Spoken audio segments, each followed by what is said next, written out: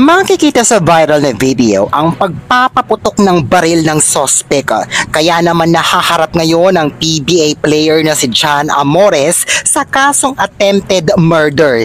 Ito ay matapos itong barilin ang nakainitan niya sa larong basketball sa Lumban, Laguna. Nangyari ang insidente Miyerkules kagabi. Ayon sa police report mula sa Lumban, Laguna, bandang alas 5 ng gabi naglalaro ng basketball ang sospek na si John Amores sa isang court sa may barangay Salak, Lumban, Laguna.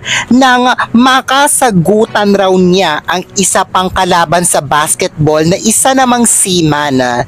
Nagkahamunan raw sila na magsuntukan sa may barangay May Talang 1. Kaya agad na sumakay ng motorsiklo at nagtungo ang sospek na si PBA player John Amores sa lugar. Sumunod naman daw ang biktima. Nauna raw na dumating sa lugar ang sospek na PBA player na si John Amores.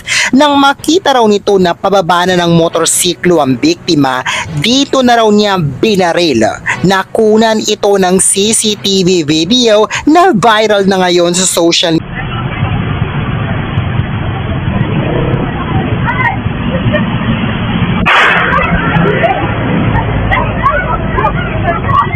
Sa kabutihang palad ay nakailag naman daw ang biktima kaya hindi ito tinamaan ng bala, pero agad raw na tumakas ang suspect na si PBA player John Amores.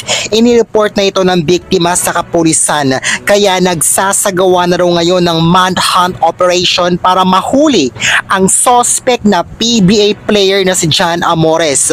Nang makapanayam ng media ang pamunuan ng PBA hinggil sa krimen na ginawa ng isa sa kanilang player na si John Amores, ay tumanggi silang magbigay ng pahayag. Samantala, batay sa record ng kapulisan, dati na raw palang nasangkot sa krimen ang PBA player na si John Amores dahil noong 2022 ay nag-amok rin daw ito ng isa pang NCAA basketball player noong siya ay naglalaro pa sa Jose Rizal University.